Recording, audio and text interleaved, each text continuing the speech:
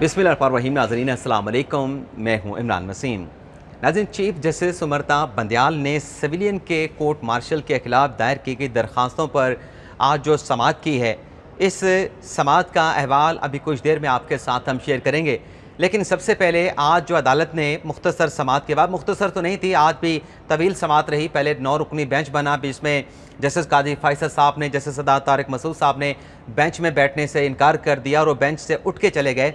उसके बाद जो 7 रुकनी बेंच बना, उसमें लतीफ़ खोसा साहब ने दलाइल दिए। लतीफ़ खोसा साहब के नाज़रीन दलाइल मुकम्मल होने के बाद अब जो सिविल सोसाइटी की नामवर शख्सियात की जानिब से एक मुश्तरका दरख्वास्त दायर की गई थी, उनके वकील हैं फैसल सिद्दीकी साहब। फैसल सिद्दीकी साहब कल अपने दलाइल का आगाज़ करेंगे। आज की अदालती कार्रवाई क्या रही, उसका अहवाल बताने से पहले नाज़रीन, आज की अदालती कार्रवाई का जो हुक्मनामा है, जिसमें अदालत ने कुछ डिटेल्स मांगी हैं, जिसमें अदालत ने एक तो ये कहा है कि मुल्क भर से में जितने भी लोगों को गिरफ़्तार किया गया है, जितने भी ज़ेर हिरासत अफराद हैं, उनकी तफसीलात फ़राहम की जाएँ। इसमें ख़वातीन और बच्चों की डिटेल भी जो है वो कल तक फ़राहम करने का जो है वो अदालत ने हुक्म दिया है।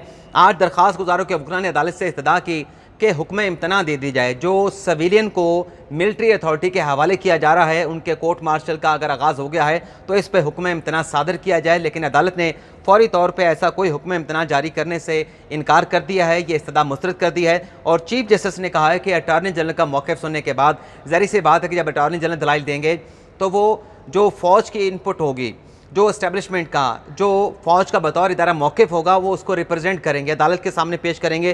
तो चीफ साहब ने कहा कि अटार्नी जनरल का मौक़िफ़ सुनने के बाद हुक्म इम्तना जारी करेंगे। और फिर अदालत ने यह भी कहा कि बताया जाए कितने लोग जो है वो MPO समेत जो है किस किस जुर्म में, किस किस ऑफेंस में गिरफ्तार किया गया है, ज़ेर अफराद को कहाँ और किन हालात में रखा गया है। और अदालत ने यह भी हुक्म दिया है कि वकला और सहाफ़ी जो हैं उन्हें हरासा करने से रोक दिया जाए। अदालती कार्रवाई के इख्तिताम पर नाज़रीन, चीफ जस्टिस ने रिमार्क्स दिया कि इस मुकदमे को जल्द निपटाना चाहते हैं। 4000 से ज़्यादा अफराद को जो है वो गिरफ्तार किया गया है।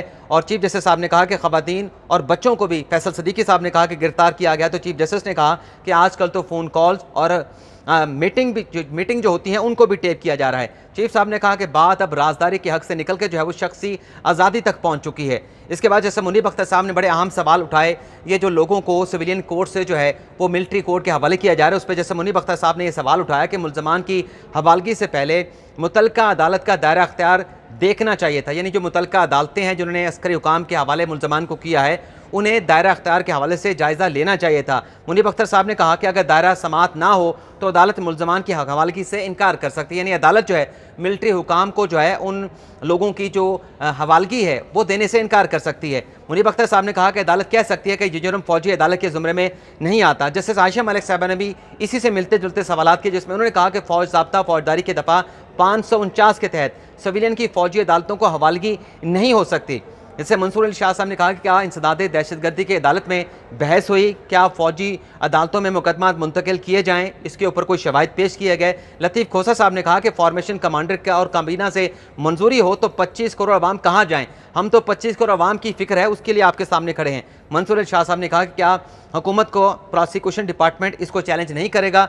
मंसूर अली शाह साहब की इस बात के ऊपर लतीफ़ खोसा साहब ने कहा कि प्रोसिक्यूशन तो खुद उस वक्त कमरा अदालत में मौजूद था, ATC की अदालत में, उसने कोई एतराज़ नहीं उठाया। और फिर जैसे याह्या अफरीदी साहब ने पूछा लतीफ़ खोसा साहब से, जिस पे उनकी सरजनिश भी की गई अंडर द लाइन, उनसे पूछा गया कि ये जो लोग हवाले किए गए हैं ये कितनी तादाद में हैं, कितने नंबर में हैं और उनका जुर्म क्या था। तो लतीफ़ खोसा साहब ने कहा कि रावलपिंडी से, लाहौर से, मर्दान से, पेशावर से लोगों को जो है मिलिट्री अथॉरिटी के हवाले किया गया है, उसका कोई प्रोसेस नहीं हुआ।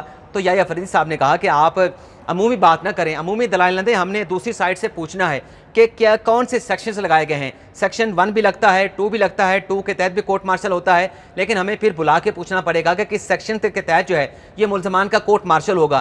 तो फिर उस पर बल्कि याह्या अफरीदी साहब ने यह भी पॉइंट आउट किया, जो लतीफ़ खोसा साहब की दरख्वास्त थी, कि आपने तो अपनी दरख्वास्त के साथ डॉक्यूमेंट भी पूरे नहीं लगाए, आपकी तो नामुकम्मल दरख्वास्त है। तो लतीफ़ खोसा साहब ने इस पर बेबसी का इजहार किया कि देखें हमें तो कुछ मिलता ही नहीं है, और जो अदालतों से मुल्ज़मान को मिलिट्री अथॉरिटी के हवाले किया गया है वहाँ पे तो ना वकील था, ना किसी मुल्ज़म को पेश किया गया, बस दरख्वास्त पेश हुई, मुल्ज़मान को हवाले करने का ऑर्डर जो है वो जारी कर दिया गया। जस्टिस मंसूर अली शाह साहब ने सवाल ज़रूर उठाया। पहले तो जब अदालती कार्रवाई का आगाज़ हुआ, उन्हें ओपन कोर्ट में आके पूछा तमाम लिटिगेंट से, तमाम मुतल्लिका लोगों से, वकला से, अटॉर्नी जनरल से, कि मैं इस केस को सुनने के लिए इस बेंच में बैठा हूँ, मेरी जैसे जवाद ख्वाजा के साथ रिश्तेदारी है, मेरे वो रिलेटिव हैं, तो अगर किसी को मेरे इस बेंच के बैठने के ऊपर आगे चल के एतराज़ उठाना है तो मुनासिब यह है कि अदालती कार्रवाई के इख्तिताम के ऊपर मेरे ऊपर एतराज़ उठा दें, बता दें कौन कहता है कि मुझे इस बेंच में नहीं बैठना चाहिए। तो किसी ने एतराज़ नहीं उठाया।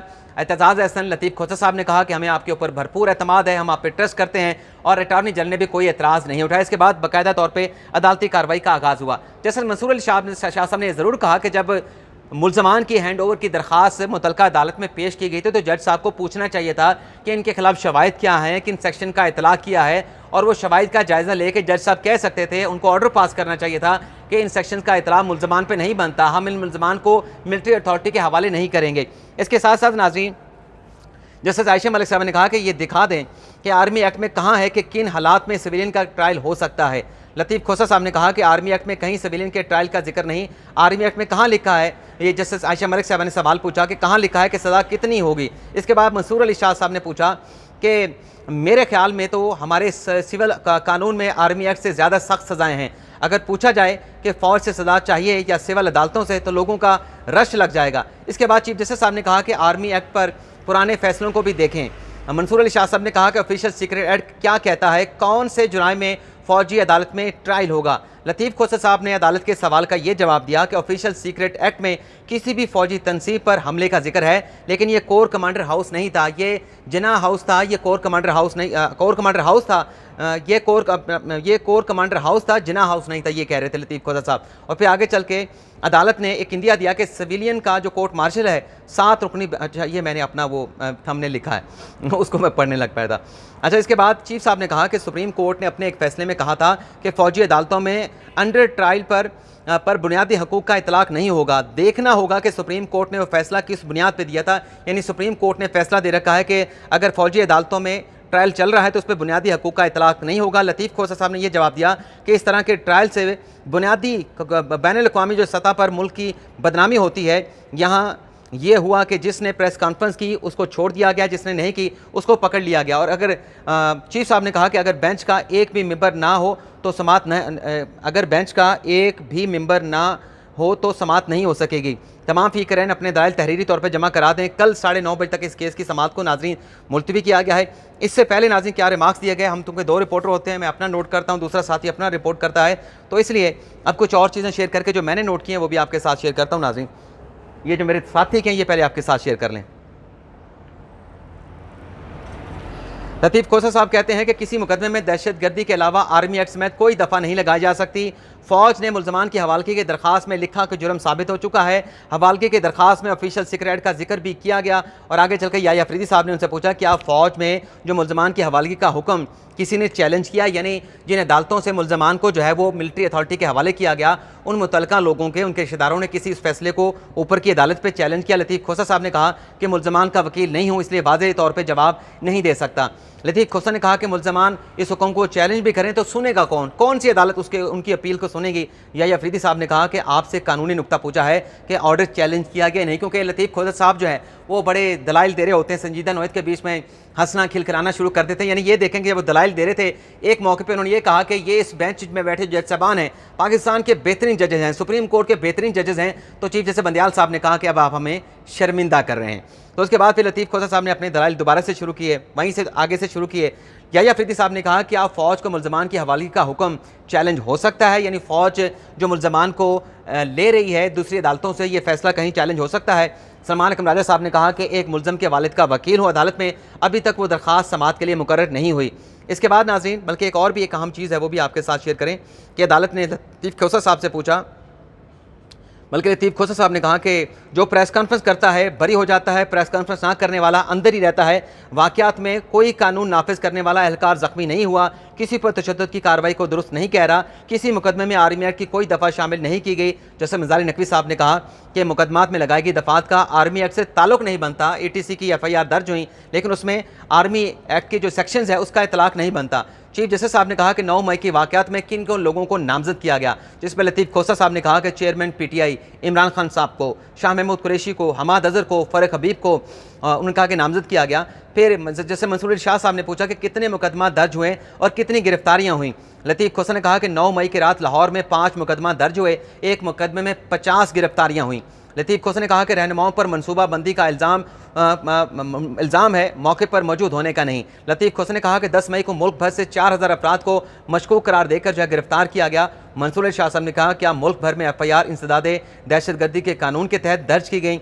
लतीफ़ खोसा ने कहा किसी मुकदमे में दहशतगर्दी के अलावा आर्मी एक्ट में कोई और दफ़ा नहीं लगाई गई। फ़ौज ने मुल्ज़मान की हवालगी की दरख्वास्त में ये लिखा कि जुर्म जो है वो साबित हो चुका है। अब आ जाते हैं जो मैंने पॉइंट्स नोट किए हैं इसमें। नाज़रीन, एतज़ाज़ हसन साहब लतीफ़ खोसा साहब ने, जैसे मैंने पहले कहा कि कोई एतराज़ नहीं करते। चीफ साहब ने यह ज़रूर कहा कि आपको ये बात जहन में रखें कि गर्मियों की तातीलात का आगाज़ हो चुका है और मज़ीद भी हमारी कुछ कमिटमेंट हैं और इन छुट्टियों में जो है जो बेंचेस हैं वो ब्रांच रजिस्ट्री पे चले जाते हैं, वहाँ पर बैठ में मुकदमात की समाअत करते हैं। तो दलाइल जो है यानी मकसद ये था कि इख्तिसार रखा जाए ताकि इस केस को कंक्लूड करें। अब जो पहला मुकदमा था वो जवाद ख्वाजा साहब का था, लेकिन जवाद ख्वाजा साहब के वकील हैं अहमद हुसैन साहब, लेकिन दलाइल का आगाज़ किया लतीफ़ खोसा साहब जो कि एतज़ाज़ हसन साहब के वकील हैं।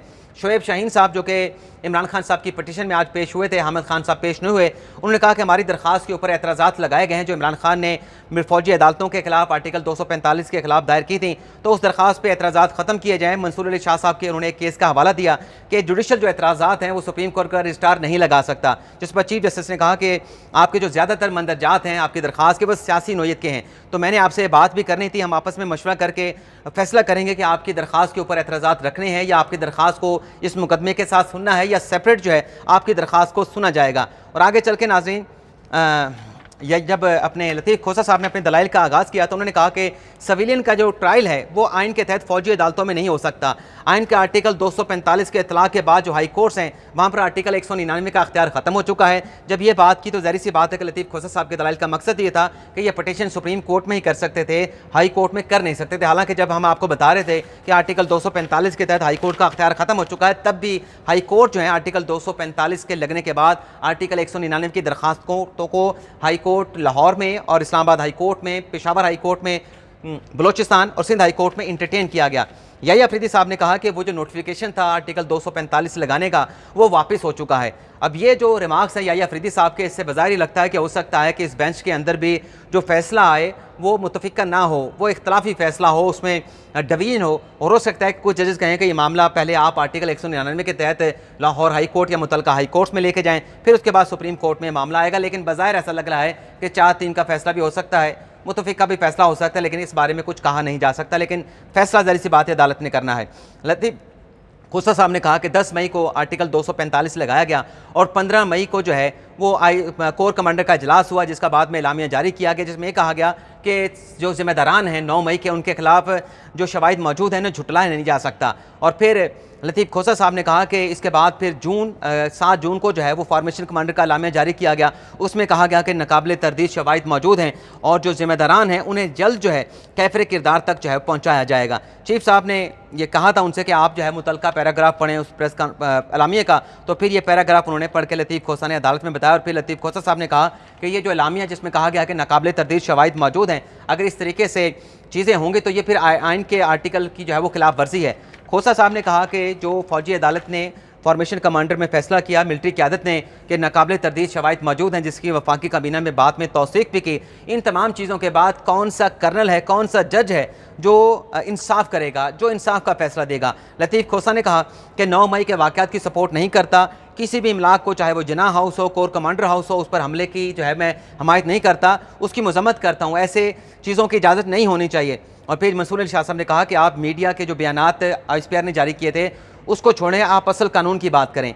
और फिर इसके बाद लतीफ़ खोसा साहब से ने कहा कि रावलपिंडी, मरतान, लाहौर से लोगों को जो है वो आम अदालतों से जो है वो मिलिट्री अदालतों में जो है वो ट्रांसफ़र कर दिया गया है। रुकैस में ये लिखा गया कि इनके ऊपर जुर्म जो है वो साबित हो चुका है, फ़ौजी अदालतों में इनका ट्रायल होगा। और फिर नाज़रीन आगे चल के अपने याहिया अफरीदी साहब ने कहा कि कितने लोगों को जो है कि मांगा गया है, उन पर जुर्म क्या है, तो लतीफ़ खोसा साहब उनका जवाब ना दे सके, जिस पर अदालत ने कहा कि आप अमूमी अंदाज से जो है इस केस के दलाइल दे रहे हैं। तो ये नाज़रीन आज की अदालती कार्रवाई, कल का अहवाल कल के व्लॉग में। फ़िलहाल इजाज़त चाहते हैं। अल्लाह हाफ़िज़।